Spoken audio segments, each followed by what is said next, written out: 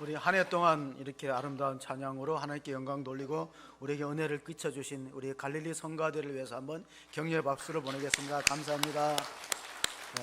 우리 다음 주 성탄절에도 기대합니다. 20세기 기독교 문학의 가장 중요한 작가라고 평을 받는 엔도 수사코는 침묵이라는 소설을 발표했습니다. 침묵. 17세기 일본의 천주교 박해 상황을 묘사한 작품입니다. 최근에 우리 나라에 상영된 영화 가운데 탄생이라는 영화 있습니다. 버스. 김대견 신부의 순교를 중심으로 해서 우리가 구한 말에 얼만큼 천주교인들이 박해를 받고 그 사람들이 많이 희생을 당했으면, 신미 박해 때는 얼마나 많은 사람이 죽었냐면은 이 새남터를 절두사내라고 부릅니다. 절두, 목을 베어서 참수해서 수많은 사람이 2만 명의 순교자를 낳았습니다. 일본은 우리나라보다 천주교 역사가 100년 앞당겨집니다. 17세기의 에도 시대에 천주교인들을 박해할 때 어떻게 처형했냐면은 바닷가에 모래밭에 사람을 묻습니다. 얼굴만 내놓고 묻어버립니다. 그러면 이제 썰물 때 물이 빠져나가고 밀물 때 물이 들어오면 자연히 바닷물에 잠기게 되는 겁니다. 강요합니다. 신앙을 버리라. 그러면 살려주겠다. 신앙을 포기하지 않으면 이제 바닷물이 점점 쳐들어오면 얼굴이 다 잠겨버리고 익사하게 되죠. 그때 포르투갈 신부가 하나님께 기도했습니다. 하나님, 왜 말씀하지 않습니까? 왜 침묵하십니까? 그래서 소설의 제목이 침묵, 사일런스라는 영화로도 우리에게 소개된 바 있습니다. 이 엔도 수사코는 그 뒤에 예수의 생애, 그리스도의 탄생, 성탄을 배경으로 그리스도의 탄생이라는 기독교 작품을 남겼습니다. 한 번에 그가 몸이 안 좋아서 병원에 입원했는데 옆에 방에 병실에서 말기암 환자가 고통스럽게 부르짖는 소리를 듣고 잠을 못 이뤘습니다. 그래서 간호사를 불러갖고 저렇게 힘들어하는데 좀 도와줘야 되지 않냐니까 간호사가 우리도 어쩔 도리가 없습니다. 그럼 어떻게 하냐니까 환자가 비명을 지를 때 손을 잡아준다는 겁니다. 그러고 나서 또 교대로 간호사들이 손을 잡아준다는 거예요. 엔도 수사코라는 사람이 비웃었어요. 코웃음을 치고, 아니 진통제를 놔주든가 강력한 진통제를 처방하든가 수면제를 줘서 재워야지, 옆에 병실에서 사람이 잠을 못 자게 힘드는데 그렇게 하냐 하고 말을 한 다음에 1년 후에 자기가 수술할 일이 생겼어요. 엔도 수사코라는 소설가가 수술대에 올라가는데 마취가 깨니까 너무 아픈 거예요. 견딜 수가 없어갖고 좀 진통제 좀 놔달라고 소리를 지르니까 간호사가 의사의 처방이 있어야 되는데 의사가 안 놔준다는 거예요. 왜냐하면 자꾸 하다 보면 중독이 된다는 거예요. 대신 손을 잡아주는데요, 깜짝 놀랄 일이 생겼어요. 그렇게 고통스럽는데 간호사가 손을 잡으니까 따뜻한 온기가 전달되면서 통증이 사라진 걸 경험하고 이런 글을 남겼어요. 진정한 사랑은 손끝에 있다. 거짓된 사랑은 혀끝에 있고 진정한 사랑은 손끝에 있다. 여러분, 예수님께서 기적을 행하실 때 베드로의 장모를 고칠 때 손을 잡아준 장면이 있습니다. 마가복음 1장 30절 31절입니다. 시몬의 장모가 열병으로 누워 있는지라 사람들이 곧 그 여자에 대하여 예수께 여짜온데 나아가서 그 손을 잡아 일으키시니 열병이 떠나고 여자가 그들에게 수종드니라. 예수님이 그냥 잡아주니까 나았다는 거예요. 하나님의 손에 잡히는 인생이 되시기를 바랍니다. 코로나 시대에 사람들이 가장 좋아했던 성경 기절을 소개해드립니다. 이사야서 41장 10절. 세계 기독교인들이 코로나 시대에 이 말씀을 가장 좋아하는 성경으로 꼽았습니다. 같이 읽습니다. 두려워하지 말라, 내가 너와 함께함이라. 놀라지 말라, 나는 내 하나님이 되리라. 내가 너를 굳세게 하리라. 참으로 나의 의로운 오른손으로 너를 붙들리라. 주님여 이 손을 꼭 잡고 가소서. 약하고 피곤한 이 몸을 폭풍의 감소 해치사 빛으로 손잡고 날 인도하소서. 2절 한번 같이 불러보실까요? 인생이 힘들고 고난이 겹칠 때 주님여 날 도와 주소서. 외치는 이 소리 귀 기울이시사 손잡고 날 인도하소서.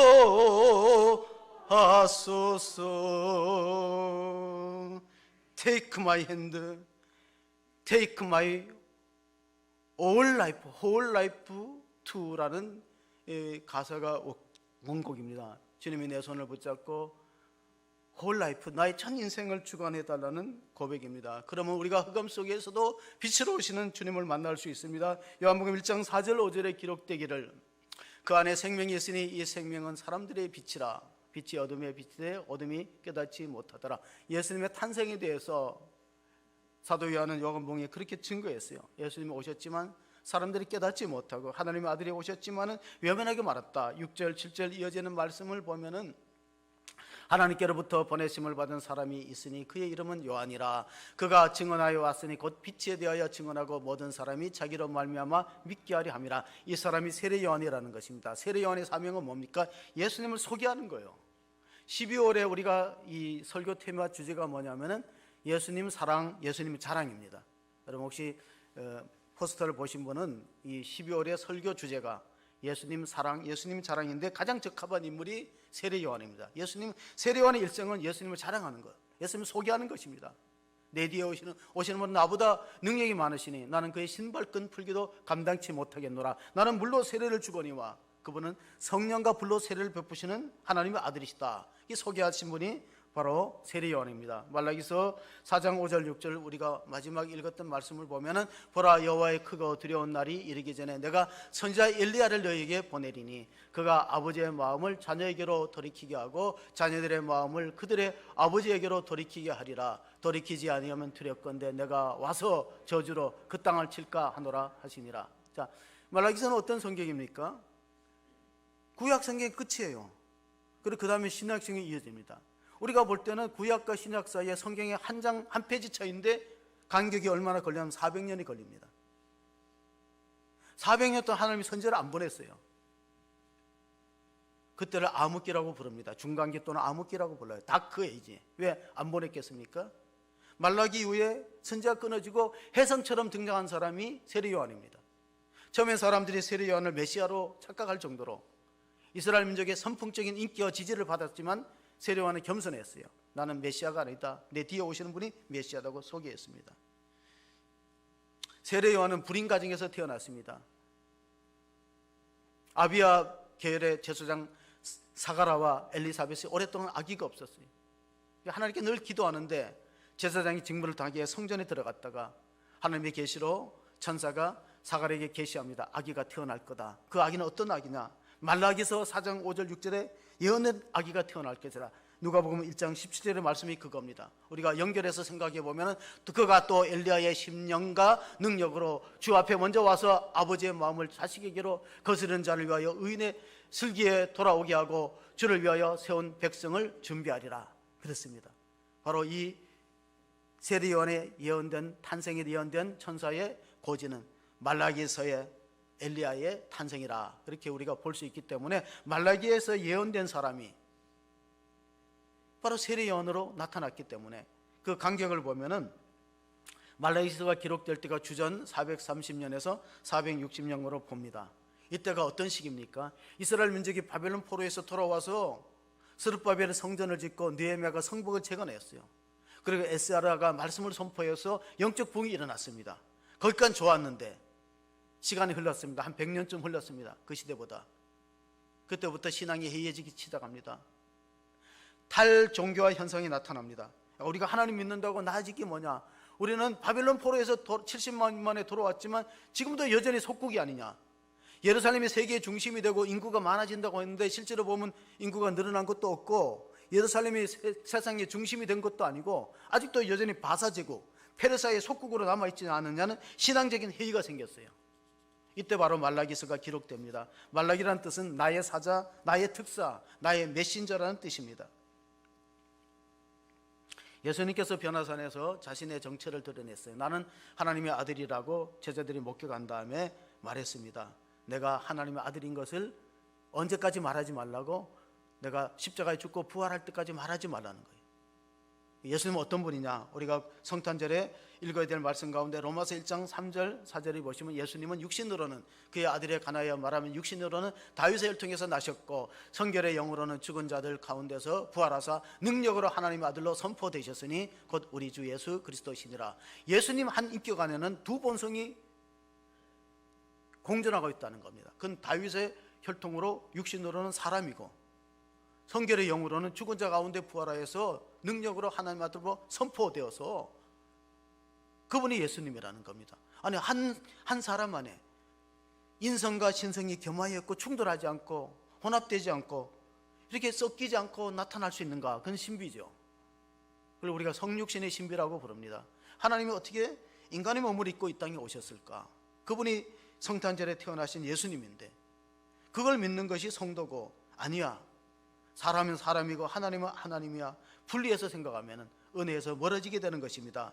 사도 바울은 에베소 교인들에게 편지하기를 에베소 1장 3절에 찬송하리로다. 곧 우리 주 예수 그리스도의 아버지께서 그리스도 안에서 하늘에 속한 모든 신령한 복을 우리에게 주시되 곧 창세전에 그리스도 안에서 우리를 택하사 우리로 사랑 안에서 그 앞에 거룩하고 흠이 없게 하시려고. 여러분, 하나님 우리를 선택하실 때 창세전에 선택했다는 것도 우리가 이해할 수 없습니다. 우리가 태어나기 전에, 우리 이 땅에 나오기 전에 우리를 구원받기로 하나님께서 예정하시고 선택하셨다는 것을 우리가 믿어야만 우리가 하나님의 자녀로서 끝까지 신앙생활을 할 수 있는데, 그런데 말라기 시대 사람들은요 하나님과 언약관계를 배신해 버렸어요.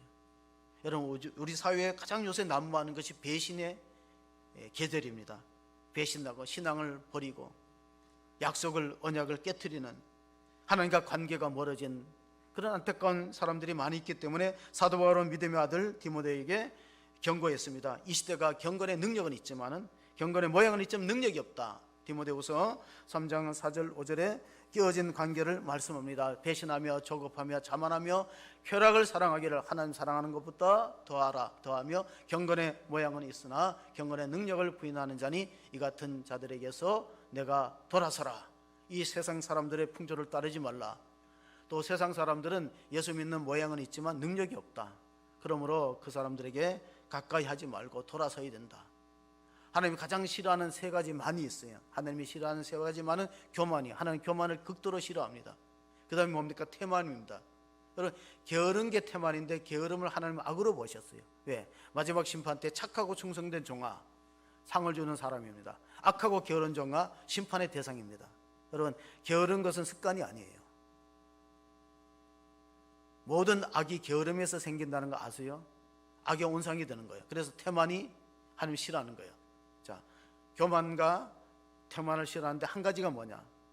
자만입니다. 나는 이 정도면 됐다. 내 이 정도 믿으면 잘 믿는다는 스스로 착각하고 자만하는 거. 자신에 대해서 자만하고 이웃에 대해서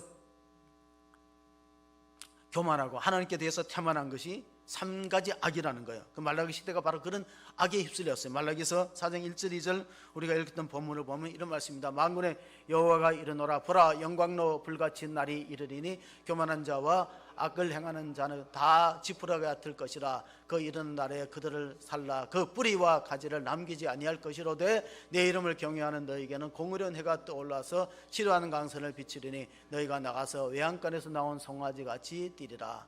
여러분, 말라기서 4장 2절은 우리에게 참 은혜가 되는 말씀입니다. 하나님의 강선이 떠올라서 엑스레이처럼, 레이저처럼 우리의 모든 병을 치료하시고 하나님 우리를 외양간에 나온 송아지같이 걷기도 하고 뛰기도 하는 역사가 있기를 바랍니다. 그런 믿음을 가지고 우리를 주를 경외해야 돼요. 어떻게? 주의 이름을 경외하는 자는 이런 놀라운 치료 효과가 나타나지만 하나님을 떠나는 사람은 지푸라같이 살라질 것이다. 구약 성경에는 여호와의 날에는 많은 말이 있어요. 여호와의 날이라는. 예언자들이 선포할 때 여호와의 날, 그 여호와의 날이 어떤 날이냐? 믿는 자에게 구원의 날이고 안 믿는 자에게 심판의 날이에요. 양면성이 있어요. 한 날에. C.S. 루이스라는 케임브리지 대학교 교수가 이렇게 말씀합니다. 종말을 생각하고 살아가는 사람은 오늘을 소홀히 하지 않는다. 다시 말씀드립니다. 끝을 생각하고 살아가는 사람은 오늘을 가볍게 치지 않는다는 거예요. 제가 20대 때 들었던 말인데 게르트 하우프트만인가 한 말인데 굉장히 인상 깊었던 말이 있어요.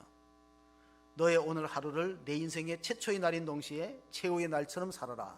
저는 그런 마음으로 살았어요. 오늘 너의 인생의 하루가 내 인생의 최초의 날인 동시에 최후의 마지막 날이라고 생각하고 살아라. 그런 사람이 후회를 안 남기는 거예요. 우리가 살다 보면 다 후회스러운 과거가 있잖아요. 그 후회를 안 남기는 방법이 뭐냐? 오늘 내 인생의 마지막이다. 종말을 생각하고 살아가는 사람은 오늘을 함부로 허투루 살아가지 않아요. 그래서 여호와의 날이 중요한 거예요. 여호와의 날은 믿는 자에게 구원의 날이고 안 믿는 자에게 심판의 날. 예수님도 알곡과 쭉정에 비유해서 말씀하십니다. 마태복음 3장 11절 12절 보시면 나는 너희로 회개하게 하기 위하여 물로 세례를 베풀거니와 내 뒤에 오시는 이는 나보다 능력이 많으시니 나는 그의 신을 들기도 감당하지 못하겠노라. 그는 성령과 불로 너희에게 세례를 베푸실 것이요 손에 키를 들고 자기의 타작마당을 정하게 하사 알곡은 모아 곳간에 들이고 즉정에는 꺼지지 않는 불에 태우시라. 심판을 예고하는 겁니다. 그냥 알곡은 구원되어서 천국 창고에 들어가서 새 생명과 부활의 은혜를 잊게 되고 죽정이는 불태워서 살라져서 멸망하는 것이 여호와의 날에 중요한 의미가 되고 있는 것입니다. 오늘 말라기를 읽었는데 말라기는 구약의 마지막 책입니다.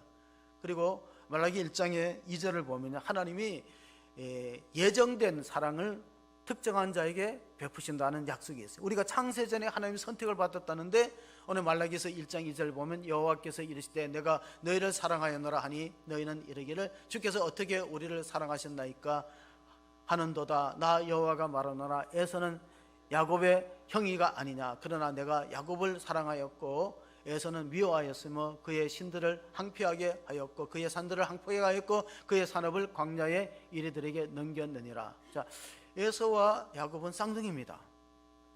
쌍둥이는 토정 비결 사주를 보면 똑같이 나와요. 그러니까 그걸 믿지 말라는 겁니다. 토정 비결 어릴 때 구정이 되면 토정 비결을 봤어요. 어른들이 보니까 우리가 다 따라봤어요. 여름철에는 바닷가에 가면 위험하다. 물가로 가지 말라. 가을에는 원래는 등남할 운세니 12살짜리한테 등남한 울세라는 토정 비결이 나왔어요. 우리 가족들이 웃었어요. 아, 내가 12살에 등남하는구나. 안 맞다는 거예요. 여러분, 토정비결과 사주의 차이를 아십니까? 생년월일까지만 보면 토정비결이에요. 생년월일까지 세 가지 기둥을 보면 토정비결이고 네 가지, 거기다가 태어난 시간을 보면은 네 가지 기둥입니다. 생년월일시. 그래서 사주예요. 네 가지 기둥. 그러니까 네 가지 기둥이 뭐예요? 여러분, 우리가 주역에 보면은 하루를 24시간을 2시간씩 쪼갭니다. 자축, 임묘, 진사, 오미, 신유, 수레. 그게 12띠가 되는 거예요. 내년에 무슨 띠입니까? 관심이 전혀 없으시네. 내년이 토끼띠입니다. 예. 묘에 내년에 묘지요. 토끼 묘자. 그러니까 이게 2시간으로 하루를 24시간 나누니까 2시간 안에 같이 태어나는 사람은 운명이 같은 거예요. 사주로 보면. 쌍둥이는 2시간 안에 같이 동시에 태어나니까 운명이 같아야 되는데 야곱과 에서는 운명이 달라요. 야곱 하나님 선택하셨고 에서는 버림을 받았어요. 하나님 왜 그렇게 하셨는가? 그건 우리가 모르면 하나님 신비가 있기 때문에. 우리는 예정받았기 때문에 하나님 은혜라 그리고 또 예정론에서는 하나님으로부터 유기되고 버림받았을 때는 그것은 자신의 업보다 자신의 선택이다 이렇게도 해석을 하기도 합니다. 만약에 엄마한테 자녀가 엄마 왜 나를 낳았어? 이렇게 하면 그거보다 더 큰 불효가 없을 거예요. 이스라엘 민족들이 오늘 말라기 선지자를 통해서 예언된 내용을 보면요 이런 생각을 가졌습니다. 하나님이 우리를 특별히 사랑한다는 게 뭐 있나? 우리 지금 살림살이가 나아진 것도 하나도 없는데 하나님 우리가 예정하시고 선택하시고 나아진 게 뭐 있나는 신앙적 회의가 휩쓸었고 어떻게 보면 냉소주의가 팽배했습니다. 냉소주의가 뭡니까? 우리가 하나님 믿는다고 해서 나아질 게 뭐 있느냐? 그래서 좌절감이 있었습니다. 한마디로 말하면 사랑이 식어버렸어요. 권태가 왔습니다. 부부간에 사랑이 식으면 뭐가 남냐면요 계산이 남아요. 잊지 마세요. 사랑이 떠나면 뭐가 남는다고? 계산이 남아요. 진정한 사랑은 사랑과 권력의 차이가 뭡니까? 사랑은 나보다 약한 자를 섬기고 권력은 나보다 강한 자를 섬기는 거예요. 권력은 끝까지 이득을 추구하고 사랑은 손해를 기꺼이 감수합니다. 여러분 가정에는 어떤 사랑이 있습니까? 권력은요 끝까지 이득을 추구하는 거예요. 사랑은 손해를 기꺼이 감수해요. 권력은 나보다 높은 사람을 섬겨요. 사랑은 나보다 낮은 자를 섬기는 거예요. 그래서 에베소 교회가 첫사랑을 잃었다고 부활하신 주님께서 성령을 통해서 주시는 말씀이 있습니다. 계시록 2장 4절 5절 보면 에베소 교회는 칭찬이 많고 장점이 많아요. 그러나 너를 책망할 것이 있나니 너희의 처음 사랑을 버렸느니라. 그러므로 어디서 떨어지는지도 생각하고 회개하여 처음 행위를 가지라. 만일 그리하지 아니하고 회개하지 아니하면 내가 내게 가서 내 첫 때를 그 자리에 옮기리라. 자, 한국교회가 과거에는 사회적인 신뢰도 높고 인정을 받았는데 지금 그게 많이 무너졌잖아요. 그래서 촛대를 지금 우리나라의 하나님의 성령의 촛대를 다른 데로 옮길 수 있을까? 그럴 수도 있다. 그런 마음을 가지셔야 됩니다. 과거에는 우리 신앙의 선배들은 얼마나 믿음을 지키기 위해서 고난과 희생을 각오했습니까? 우리가 교회사 20년을 이렇게 편집하면서 느끼는 게 다른 교회도 그랬겠지만 교회가 생기기까지는 성도들의 눈물과 희생과 정성이 담겨 있어요. 그게 하루아침에 되는 것은 아니다. 근데 문제는 그 첫사랑이 점점 유지되지 못하고 식어가고 있다는 안타까움이 있는 겁니다. 자, 당자의 비유를 보면은 둘째 아들은 아버지 집을 떠났기 때문에 지리적으로 멀리 떠나죠. 공간적으로 떨어져 있어요. 그런데 회개하고 돌아왔을 때 아버지의 관계가 회복됐습니다. 오늘 말라기 예언자가 이렇게 예언합니다. 아버지의 마음을 자식에게로 돌리고 자식의 마음을 아비에게로 돌린다는 그런 연합의 관계를 말씀해 주셨는데, 둘째 아들은 회개하고 아버지의 관계가 가까워졌지만 첫째 아들이 문제입니다. 첫째 아들은 무엇입니까? 아버지 집을 떠나지 않았어요. 늘 아버지가 시키는 대로 잘 말 듣고 순종해서 가출하지 않았어요. 그런데 마음속으로는 멀리 떠나 있어요. 그게 뭐냐? 심리적 거리입니다. 여러분, 한 지붕 두 가족 세 가족이 많아요. 한 집에 부부가 맞대고 살지만요, 사랑이 떠나면 뭐예요? 그건 심리적 거리가 멀어지는 거예요. 이런 말이 있습니다. 부부는 마주 보면은 가장 가까운 거리고 등을 돌리고 있으면 지구를 한 바퀴 돌아야 만나요. 무슨 뜻인지 잘 이해가 안 가시는데, 부부가 등을 돌리고 있으면 지구를 한 바퀴 돌아야 만날 수 있는 거리가 되는 거예요. 그걸 뭐냐? 심리적인 거리라는 거예요. 자, 우리 한국교회가 주님을 향한 첫사랑을 잃어버렸던 증거 가운데 하나가 뭔가 지금은 심령 부흥회나 뭐 세미나를 해도 사람 잘 안 모입니다. 어저께하고 그저께가 강남에서 재테크 세미나가 있어요. 코로나 때문에 못하다가 이제 코로나가 많이 완화되니까 강남에서 재테크 세미나, 우리가 부동산, 주식, 그리고 채권, 세금 관계 어떻게 잘 활용해야 될 것이냐에 부동산 재테크, 그 재테크 세미나 몇 명 모인지 아세요? 관심이 없네. 돈 버는 일에 좀 관심을 가지세요. 10,000명이 모였어, 10,000명. 그래서 다 수용 못해요. 재테크 세미나에 강남에서 어저께 그저께 금요일 토요일 했는데 10,000명이 모여서 다 들어가지 못해서 로비 같은 데서 영상을 보였는데, 그 중에 이제 인기 있는 사람이 황현이라는 사람이에요. 그리고 황현이 알죠? 개콘에 나오는 강사가 이제 직업을 바꿨어요. 재테크를 잘한다 그래요. 사람들이 관심 많아요. 뭐냐?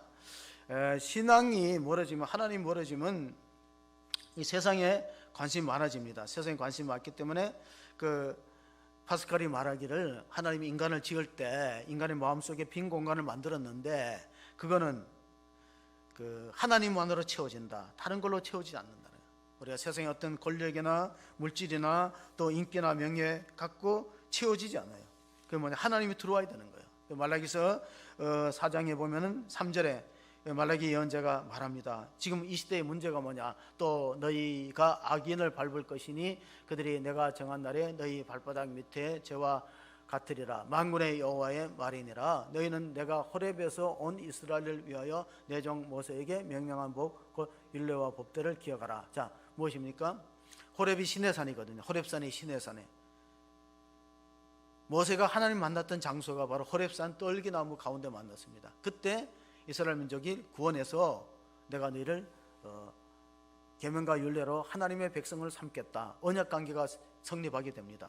여러분, 우리가 애굽에 있을 때 이스라엘 민족들이 430년 종살이 했습니다. 그리고 바벨론 포로로 붙들려가서 70년 동안 노예로 살았습니다. 합치면 500년이에요.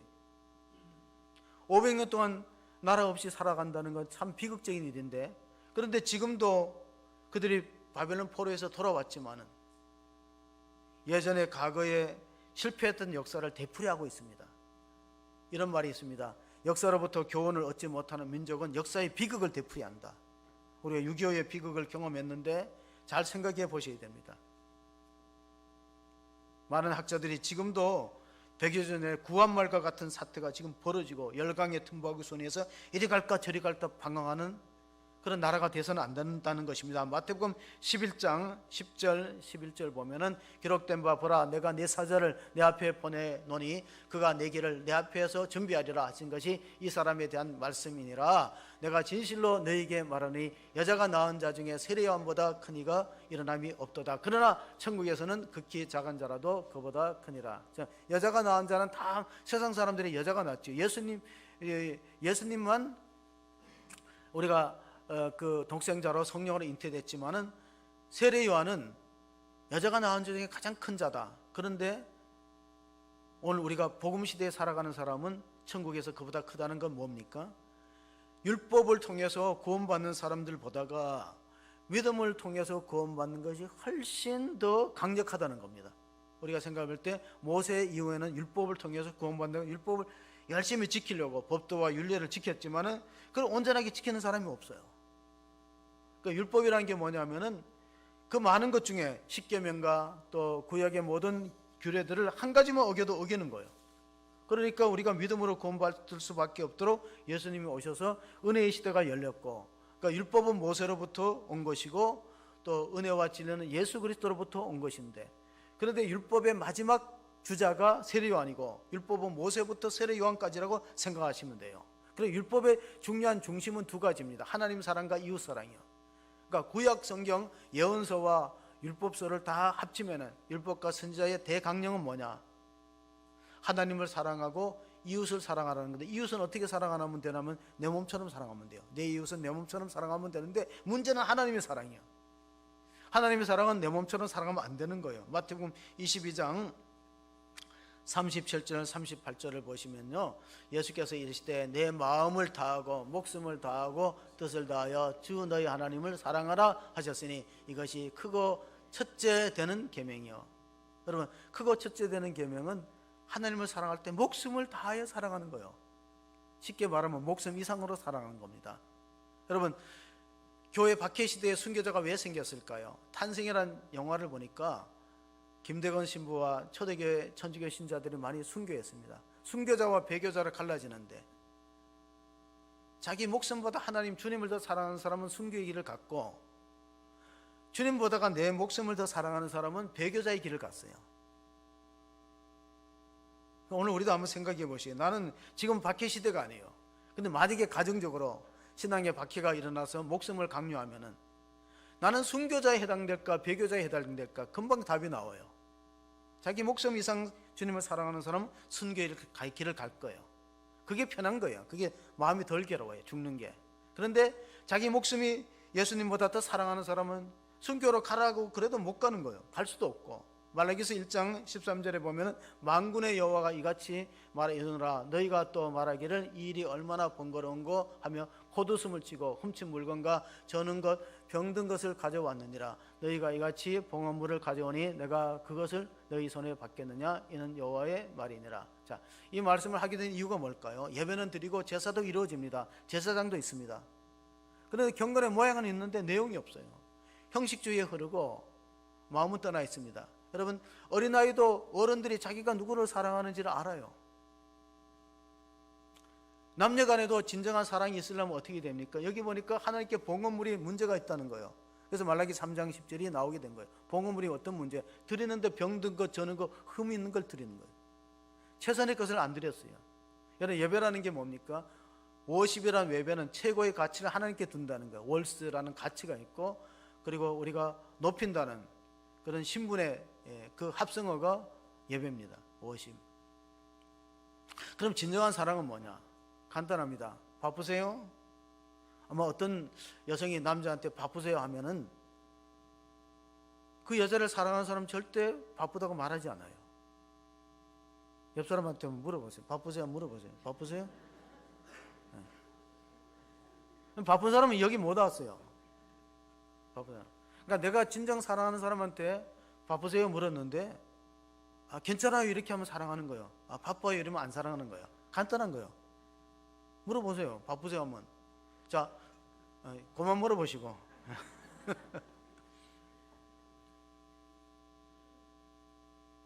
사랑하느냐 안 하는 것은 세 가지 테스트가 있습니다. 시간이면 타임, 또 하나는 재능입니다. 은사, 재능. 재능이 뭐예요? 탤런트. 우리가 탤런트라고 부르는 게 성경에서 왔대요. 달란트라는 유대인들의 화폐 단위에서 금 화폐 단위에서 탈란트라는 영어 단어가 파생되어 있기 때문에 성경에는 달란트의 비유가 있어요. 재능과 은사입니다. 마지막은 트레줄이란 말이에요. 물질의 트레줄. 3T. 첫 글자가 다 T로 시작돼요. 3T가 뭡니까? 타임, 시간, 트레줄, 물질, 탤런트, 재능, 은사. 이것이 주님 앞에 부어지는 사람은 주님을 사랑하는 사람이에요. 근데 이게 아까워요. 못해요. 그럼 주님 사랑하지 않는 사람이에요. 말라기서 3장 10절 우리가 잘 아는 말씀인데 한번 보시겠습니다. 만군의 여호와가 이르노라 너희의 온전한 11조를 창고에 들어 나의 집에 양식이 있게 하고 거기서는 나를 시험하여 내가 하늘 문을 열고 너희에게 복을 쌓을 것이 없도록 붙지 아니하냐 하라. 자, 말라기 시대에는 종교가 타락한 시대예요. 왜 종교가 타락하냐면 제사장들이 하나님께 온전한 예배를 집중하지 못하고 성도들로 하여금 하나님 앞에 올인하지 못하도록 잘 가르치지 못하고 본을 보이지 못했고 또한 봉헌물에 문제가 있었어요. 이스라엘 민족들은 레위족들을 성전을 섬기게 하고 11조로 그들을 섬겼어요. 하나님 앞에 물질의 10분의 1을 드렸는데 이건 세금이 아니에요. 이건 구약의 율법이 아닙니다. 왜냐하면 우리가 11조가 율법이라고 유튜브에 뭐 영상도 나오는데 그렇지 않아요. 최초의 11조를 드리는 사람은 율법이 생기기 전에 드렸거든요. 아브라함이 제사장 멜기세덱에게 드린 것이 11조의 기원이에요. 이게 무슨 율법입니까? 율법은 모세 이후에부터 생겼죠. 아브라함은 율법이 생기기 전에 창세기 12장의 인물이고 율법은 출애굽기에 나오는 거예요. 그래서 율법이 11조가 구약의 규례라고 하는 사람은 성경을 잘 모르는 사람이에요. 아브라함은 이미 아마 멜기세덱 제사장에게 믿음으로 11조를 드렸는데 그 전통이 계속 이어지다가 말라기 시대에는 형식적으로 드린 거, 흠 있는 거, 온전하지 못한 걸 드리니까 하나님 복을 쌓을 것이 없도록 부어주는 축복을 경험하지 못한다는 겁니다. 랜디 알콘이라는 저술가는 천국에 대해서 책을 많이 썼는데 그 천국에 대해서 책을 쓰면서 이런 말을 했어요. 우리가 죽으면은 가져갈 게 하나도 없다. 우리가 공수래 공수고 빈손으로 왔다 빈손으로 가는 인생이니까 죽으면 아무것도 가져갈 수 없지만 살아있을 때 붙일 수 있다는 거예요. 그게 헌금 행위라는 거예요. 헌금은 목숨을 드리는 행위고 그것은 하나님 앞에 살아있을 때 붙이는 거지 죽을 때가 아니라는 것입니다. 마태복음 6장 20절 21절을 보시면요, 오직 너희를 위하여 보물을 하늘에 쌓아두라. 거기는 조미나 동록이 해하지 못하며 도둑이 구멍을 뚫지도 못하고 도둑질도 못하느니라. 내 보물이 있는 그곳에는 내 마음도 있느니라. 자, 데이트하는 남자가 여자한테 좋은 말로 굉장히 사랑하고 나는 당신밖에 없다고 그러면서 데이트 비용을 자기를 하나도 안 내면요, 그 깨어집니다. 교회가 11조 교리를 안 지키면 교회 공동체가 유지가 안 됩니다. 그걸 아셔야 됩니다. 그러니까 하나님 앞에 예물을 드리는 사람은 하나님 나라를 위해서 헌신하는 사람들, 공동체를 위해서 헌신하는 사람들이에요. 공동체는 네 종의 사람이 있습니다. 교회가 됐든 회사가 됐든 나라가 됐든 딱 네 종류가 있어요. 첫째는 쓰레기를 함부로 버리는 사람. 있어서는 안 돼요. 쓰레기를 함부로 버려요. 버리지 말라 그래도 함부로 버려요. 두 번째 사람, 쓰레기를 누가 버렸는지 따지는 사람. 세 번째로 쓰레기를 버린 사람에게 욕하고 싸우는 사람. 네 번째가 있어요. 말없이 쓰레기를 치우고 조용하게 깨끗하게 하는 사람. 그 사람 때문에 공동체가 사는 거예요. 잊지 마세요. 네 번째 사람, 말없이 쓰레기를 치우면서 깨끗하게 해갖고 살아갈 수 있도록 만드는 사람. 그게 교회에도 필요하고 나라에도 필요해요. 회사에도 필요해요. 여러분, 네 종류 중에 어떤 사람이에요? 쓰레기를 함부로 버리는 사람, 쓰레기를 누가 버렸는지 찾아다니고 비난하려고 하는 사람, 쓰레기 버린 사람을 싸우고 욕하는 사람, 쓰레기를 말없이 치우는 사람. 여러분, 신경증 환자, 노이로제 환자의 특징이 뭔지 아세요? 의사들이 경험해 보니까, 임상 실험을 해보니까 노이로제 신경증에 걸리는 사람 95%가 남을 비난하고 헐뜯기를 좋아하는 사람이 걸려요. 노이로제는 그런 사람이 걸리는 거예요. 말없이 주님을 위해서 봉사하고 헌신하고 드리기를 기뻐하는 사람은 노이로제가 안 차지한다는 거예요.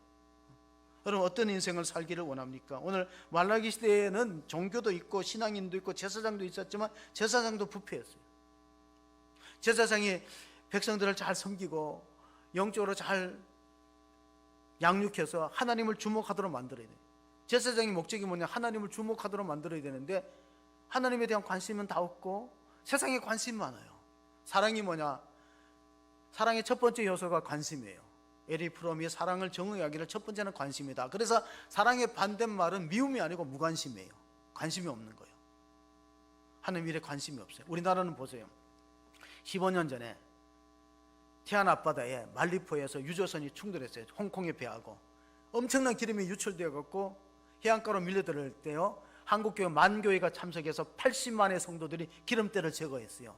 이게 엊그저께 어디에 기록됐냐면 세계 유네스코 세계 유산 기록 유산에 등재됐어요. 한국의 태안의 기적이다. 태안에 2007년도에 기름 유출이 됐을 때 한국 국민들이 가서 태안에 기름때를 제거한, 이건 세계 역사의 기록이 남아야 된다. 그래서 모든 자료를 소집해서 유네스코 본부에서 기록 유산 문화로 등장됐어요. 그날 이제 엊그저께 설교한 분이 있는데 정성진 목사님이 한국교회 봉사위원회 부여원장이야. 아마 우리가 신년 세미나 때 만날 텐데 그분이 설교하시면서 이건 세계적인 자랑이다. 근데 이런 우리 한국의 위상을 되찾아야 될 것입니다. 그럼 어떻게 되냐? 우리가 자세를 낮춰야 됩니다. 빌립보서 2장 7절 8절 보면은 이런 말씀이 있어요. 빌립보서 2장 7절, 오히려 자기를 비워 종의 형체를 가지사 사람들과 같이 되셨고 사람의 모형으로 나타나사 자기를 낮추시고 죽기까지 복종하셨으니 곧 십자가에 죽으심이라. 그래서 우리가 성탄절을 준비하면서 두 가지 시대 정신을 깨달아야 돼요. 이 시대가 기독교를 향해서 요구하는 정신이 뭐냐? 성육신과 십자가예요. 성육신과 십자가. 성육신은 뭡니까? 자기를 비워서 하나님이 인간이 되신 거예요. 또 하나 십자가는 뭡니까? 죽기까지 헌신하신 것입니다. 그래서 사랑의 첫 번째 단추가 관심이고 사랑의 마지막 단추는 헌신이에요. 근데 요즘에는 헌신하는 사람이 별로 없고 믿음을 헌신짝처럼 버리는 사람 많아요. 보세요. 우리가 일꾼으로 뽑아도 그 직분을 감당하지 못하고 마치 장자의 명분이 에서에게 주어졌지만은 팥죽 한 그릇의 이익에 자기 장자 명분을 버리는 사람 많아요. 헌신을 다짐하지만 끝까지 헌신하는 사람보다가 헌신짝처럼 버리는 사람은 많이 있다는 거예요. 근데 예수님의 모습을 보세요. 자기를 비웠다. 그걸 케노시스라는 말합니다. 자기를 낮추셨다. 타페이노시스라는 헬라어가 있습니다. 이게 성육신에 우리가 꼭 기억해야 될 두 가지 시대 정신이다. 한국교회가 다시 신뢰를 회복하고 위상을 되찾으려면 예수님의 자기 비우심과 낮아지심을 본받고 살아간다면, 그럼 한국교회도 다시 신뢰를 회복하고 우리가 이 황금만능주의 시대를 이겨나갈 수가 있습니다. 우리 자녀들이 지금 얼마나 황금만능주의에 젖어 있냐면요, 얼마 전에 설문조사를 했어요. 만모니즘의 역량을 나타내는 설문조사가 있는데 10억의 돈을 현금으로 주면은 감옥 갈 사람, 1년 동안 감옥 갈 사람 모집 이렇게 손들어 보라 그랬는데 고등학생은 56%가 들었어요. 예. 고등학생들이 확실히 그 돈의 영향을 많이 받는 것 같아요. 중학생은 39%. 자, 10억을 줄 테니까 너 1년간 감옥에 가 있을래 하니까 고등학생은 56%, 중학생은 39%, 초등학생은 17%. 초등학생 아직 돈이 중요한 걸 모르는 것 같아. 예. 나이가 많을수록 그러는 거예요. 그러면 오늘 우리 중에 한번 물어본다면, 너 저기 10억 줄 테니까 1년간 감옥 갈래? 그러면은 저는 좀 생각을 해봐야 될 것 같아. 내가 좀 고생하고 내 부인이라도 사모라도 좀 편하게 그래서는 안 되겠죠. 예.